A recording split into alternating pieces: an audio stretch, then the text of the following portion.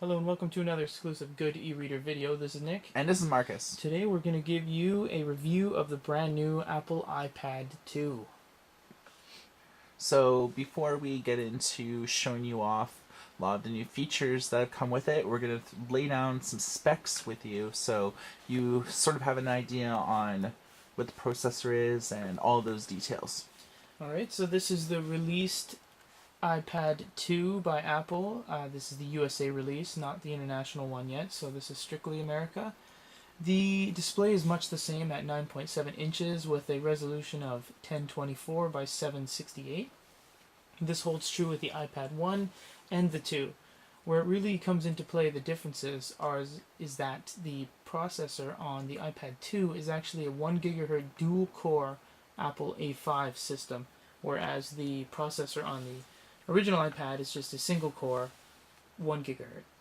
You also get 512 MB RAM on the iPad 2. Still has all the same fixed capacities of 16, 32, or 64 gig. They both have Wi-Fi. They both have 3G, the 3G versions, of course. They both have GPS.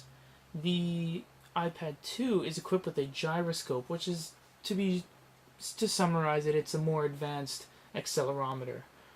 And also, as well as has an ambient light sensor as well. Exactly. So the operating system is the same, sitting at iOS 4.3. You do get the same amount of battery, 10 hours of video approximately. It is a fragment lighter at 600 grams or 1.3 pounds compared to the 1.5 pounds of the Apple iPad 1.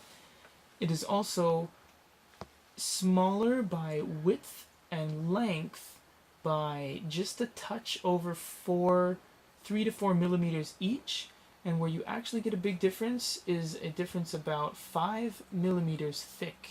So it is thinner by 5 millimeters than the previous Apple iPad. It's noticeably thinner, Yes. and you're going to be able to see that when we do our hands-on review and comparison between the iPad 2 and the iPad 1. This is the iPad 2, so we're going to be able to show you all of the new features and give you step by step how everything looks in it. So let's zoom out a bit, and you can see right here, this is the front-facing camera. So that's the front-facing camera here. And it does it, the resolution is... It's really unknown at the moment. All they've released, even on the Apple.com website, is it's VGA, so it's enough for FaceTime and front images. Okay, and we've also shot some video using the back camera, so you're going to be able to see that. The back camera... Once again, completely unknown even by what Apple has released, saying... All they've said is it shoots 720p. That's all they keep saying over and over again. So we're going to stay tuned for our full hands-on review, and hopefully we're going to be able to get some megapixels as far as exactly how much this shoots. But you can see that here's the speaker on the back. Of course, the proprietary Apple port there. Nothing on this side, but you can see it is very slim. On the top, this is where your headphone jack is, and this is where your power adapter or power button is. You can see here, this is where you would switch it to the mute button, which is by default, but within the settings menu, you can actually do locking your orientation. So you can hit that and lock your orientation. Of course, here's your volume buttons. Okay, so now that we've showed you more or less the details there, let's just throw this in the landscape mode so we can zoom in a bit more. The first thing we want to do is show you the revised interface.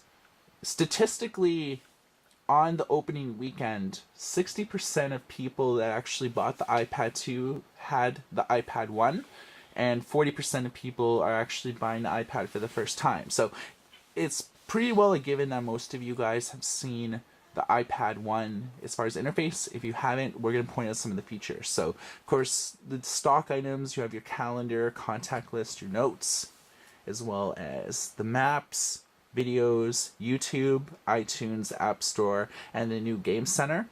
Now, these are the new programs for the iPad 2. So you have FaceTime that actually comes in with it. So this is FaceTime with the front-facing camera. So you can only talk to people that are actually using the program FaceTime. You can't do FaceTime to, say, Skype or anything like that. Their cell phones. Or... Yeah. So both of you guys need to have, you can do FaceTime from, say, the iPad 2 to an iPhone.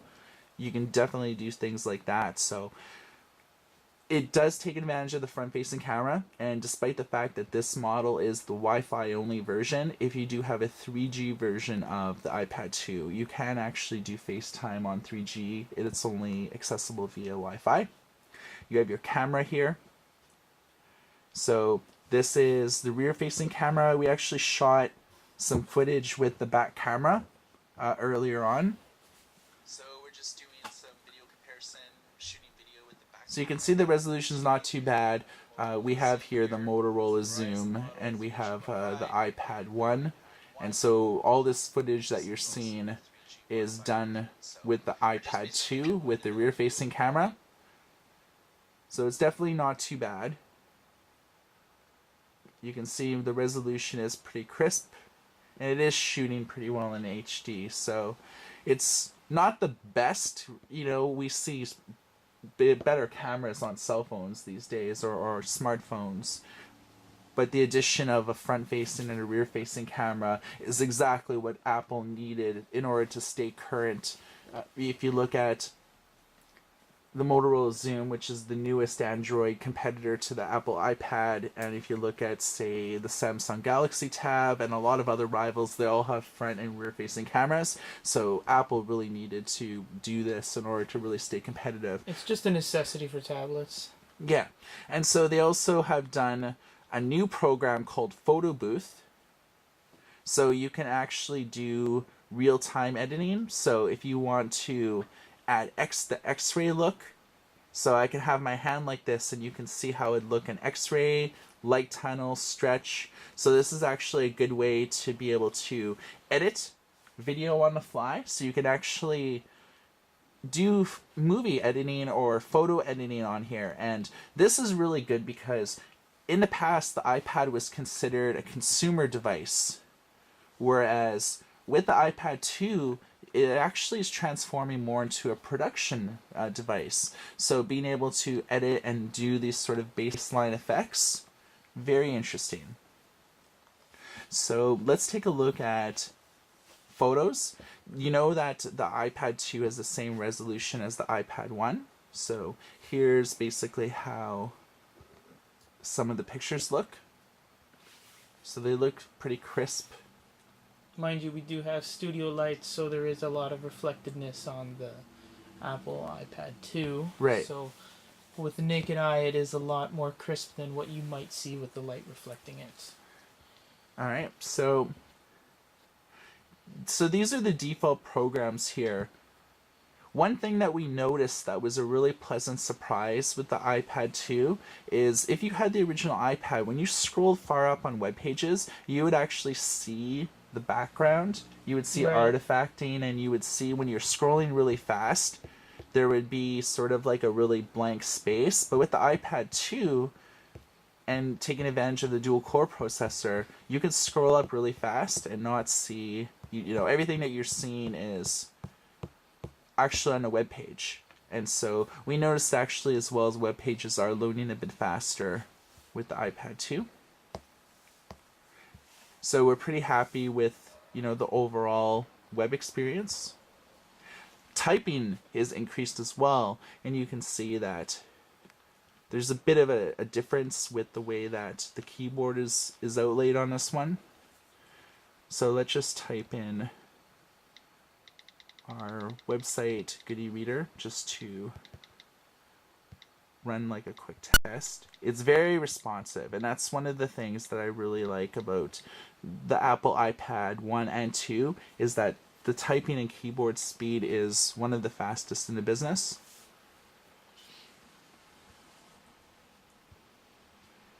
So it'll actually allow you to watch embedded videos as well. How's it going, everybody? It's Marcus here with Good E-Reader. So with just a flick, you can see YouTube videos. So you can see here that we have... So that's just a review that we did on the Barnes & Noble No Color. Let's take a look at how games have really influenced the iPad 2, especially the dual-core processor.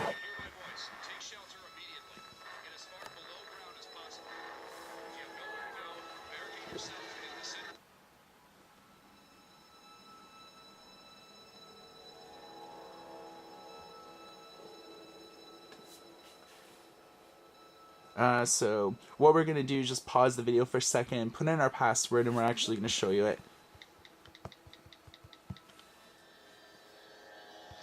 Or not. So let's just take a look at one of the best games that really takes advantage of the iPad 2. The inaugural episode of Mutant Bash TV, the greatest show on this weathered old dust ball. Wherever you are in the wastelands, as you can see, this is very smooth, and we have the browser still open, we have photos still open, we have like 2 YouTube videos that we paused. Everything is still running in the background. We haven't deleted those apps, and it is flawless. Yeah, so with the iPad 2, of course, it does do multitasking with one of the, with one of the more recent firmware updates. So here's like basically the tutorial. And they're off. In the lead, it's Wasteland Settler, followed by Mutant trying to kill him, followed by Murderous Mutant with So you tilt it to sort of move. You see that the graphics are super impressive. So we've not really played this game before. You so gotta hold it with your left thumb. Really? Yeah, like move it down and then shoot with your... I would assume shoot with the... There you go.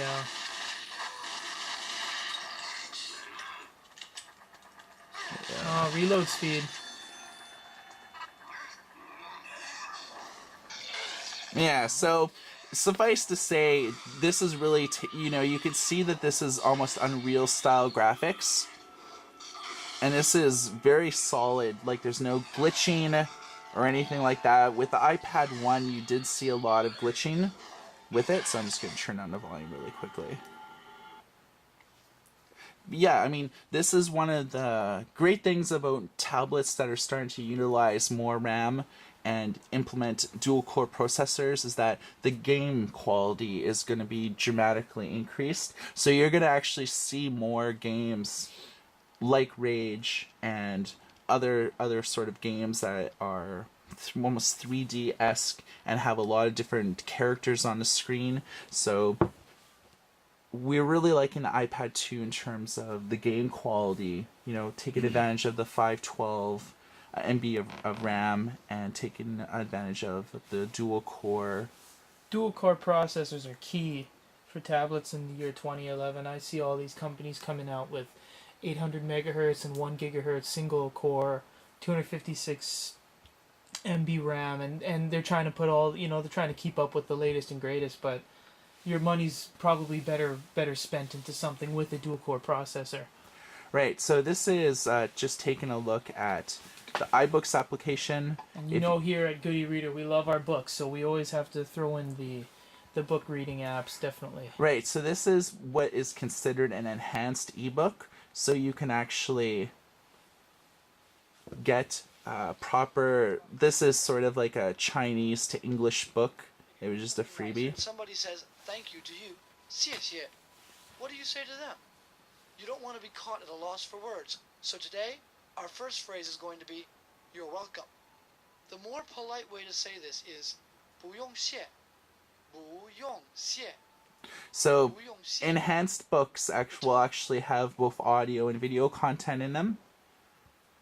But you can see exactly, you can peek what's on the other end of the page by just dragging your finger, or you can just tap to turn pages, and you can go, of course, forward and backward. And if I were to close this book and come back to it, it would still maintain the exact page positioning. So this is using iBooks And when you turn on your iPad 2 for the first time, it actually will prompt you to download this because iBooks is considered the ebook reading app of choice. One of the advantages of iBooks is that it allows you to sideload your own books in. So if you have downloaded PDF files from the internet, or if you are transferring EPUB format books, you can transfer books from your own PC to iBooks, and you can have them able to be read like in your bookshelf. So I'm a big fan of the iBooks application merely because a lot of ebook reading applications like Eldico, like FB Reader, and so on, you might be able to import your own books, but you actually don't get a lot of the page turning animation. And the same thing can be found with the Motorola Zoom with their default ebook reader. Sure, you can buy books and the books will turn pages like this, but it won't actually allow you to import your own books. So one of the big reasons why I like the Apple iPad 2 is the versatility, and it really gives you a lot of power to be able to load in your own multimedia content. And that just not goes with books, but that's the same with photos, with music. It also allows you to set up an EQ, so you can do different sort of settings. You can add more bass and things like that.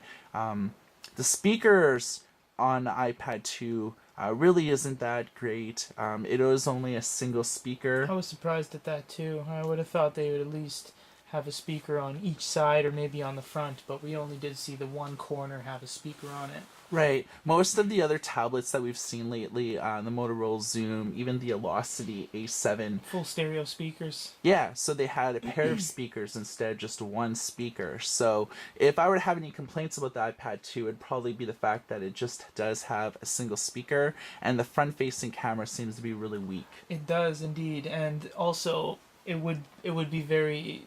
I think it would have been a good idea to release the power of each of the cameras as to the resolution it shoots in before releasing the iPad 2, just to, let people know what they're buying, when really there were no specs of any kind for either of the cameras. Okay, so like I mentioned at the beginning of the video, that this button here will, by default, mute your device.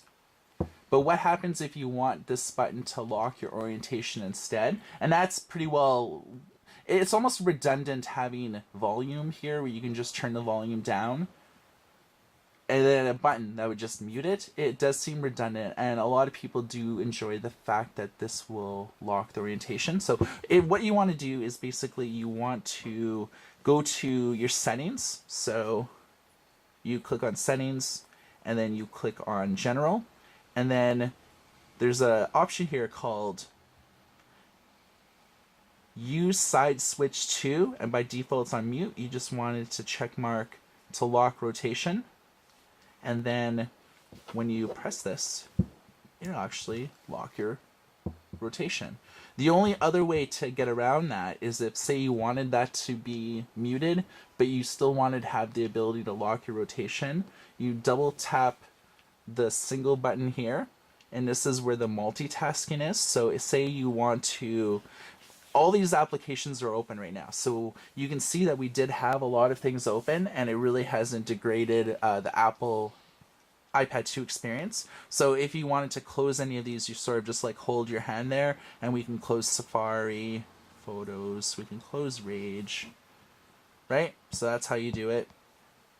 Now, if you wanted to lock your rotation, in the iPad 1, they actually had a lock rotation device here, but because we have this set to lock rotation, this button here is set to mute. But if we had this set to mute and we double clicked, it would actually have a button there to lock rotation. So this way, if you wanted to have that to mute, this is the way that you would go about locking your orientation. This is really the only way that you can really do that. So that's just a hint there. But let's take a deeper look into the settings menu here. You also on general could configure your network. If you had like 3G, you can do VPNs.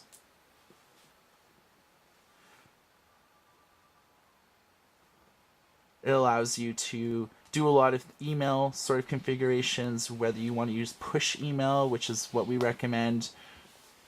You can also, by default, your signature says on your iPad, sent from my iPad. If you wanted to change that, simply we're in mail, contacts, calendars. You can go to signature and you can either delete that or you can put your name if you have a website. Pretty much anything you want. Yeah, there. exactly. Totally customizable. So a lot of people actually didn't even know that you can change this. So if you wanted to change it, this is how you would go about doing it.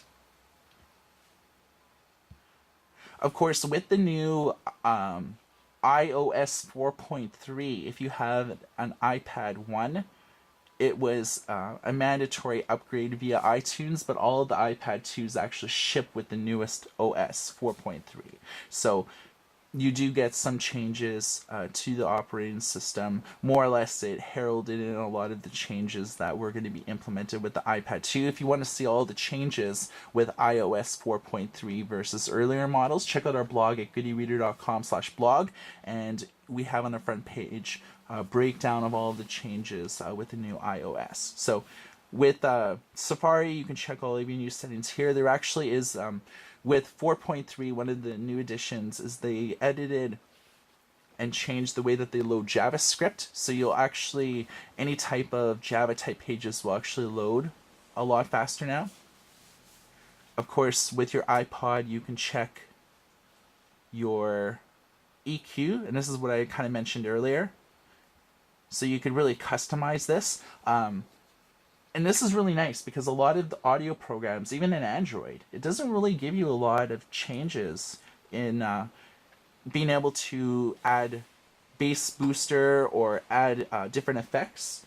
And Nick, I know you have an Android phone, and that's probably one of the features probably that you haven't seen is being able to... I actually have not seen that on any of my music players, no. It's the same with all Android tablets too. By default, you can't really change the EQ. So this is a win for the iPad. So there's lots of different things here. There's FaceTime settings. You change the wallpaper so when it's locked versus... So let's set this as to be my lock screen. So when my device is locked, it'll actually have a non-default screensaver. Of course, if you're on flights, you can change it to airplane mode on. It'll automatically shut off your Wi-Fi and your 3G. Of course, this is the Wi-Fi 16 gig version. So that's just a sample of some of the settings. But yeah, just to break it down, some of the new features with the iPad 2's FaceTime, the camera app, photo booth where you can change pictures and video, as well as some new settings. As well, we broke it down to how sort of books look, and what is a review without showing you how... A little bit of A-Birds. Yeah.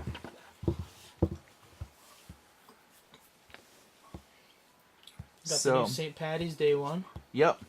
So this is the brand new one. Of course, I'm not playing this to win it. It's more or less just to show you the graphic capabilities and such. And yeah, I mean, I can't rave enough. I mean, I've played with this for a few hours so far, and I really do enjoy the fact that the dual-core processor and the added RAM is really making a tremendous amount of difference.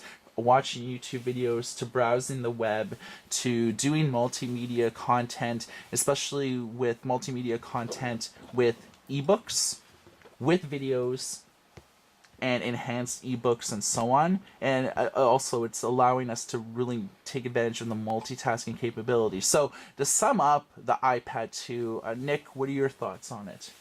I love the advances with the dual-core processor. I love the extra RAM. As you've seen here, we've had every application we showed you open while we still played a full interactive 3D game with multi-touch, and I didn't see 1 millisecond of lag. I love the 2 cameras. The only thing that I would agree with Marcus on as well would be the speaker. For such a device, for a device of this caliber at this point, I would like to see a speaker. I would like to see this speaker here doubled onto here, because that's just full stereo sound is you need it. I mean, have a speaker on each side, left and right. It's kind of a standard, I think. So I don't know what they were doing with one speaker on the corner, but that would be my take on it. But other than that, I love the device. Really solid work. Yeah, I mean, it is really thin, and it's lighter, and that's the thing that I really like. It greatly enhances the portability factor. One of the things that I don't like about it is that the speaker is almost on the back. So if you're if you're holding this like in portrait mode, like how you would hold it, you're actually holding your hands over the speaker. A little bit of muffling there. Yeah. So you would be holding it like this in portrait mode, but your hands are actually over the speaker. So if I were to be holding it like this, I'm pretty well holding my hand over the speaker.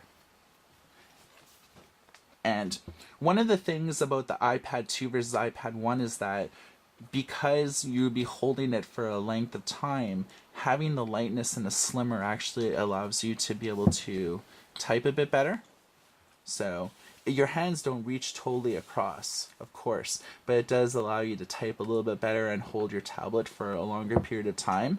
Now, I did mention that the big problem is where the speaker is actually designed on here versus the iPad 1 where the speakers are actually on the side of the device. So if you're holding it like this, you're not actually muting the speakers. Same thing if you would be holding it in landscape mode. You're not actually muffling the speakers. So a lot of people, like to curl up on the couch. They like to cradle the iPad. And so having the speakers on the side, I thought originally was an excellent design because so many other tablets actually had the speakers on the back of the device. And if you're holding, if you're reading at night and just having the device on the ground, having the speakers right there were excellent because they're not being muffled. Whereas the iPad 2... I completely agree. I don't like the speakers to be behind what you're viewing, what you're listening to, anything. And if I can show you here that they can't... I don't know why they did this, but as you can see, there's no flat edge anymore on the iPad 2. Look at the iPad 1.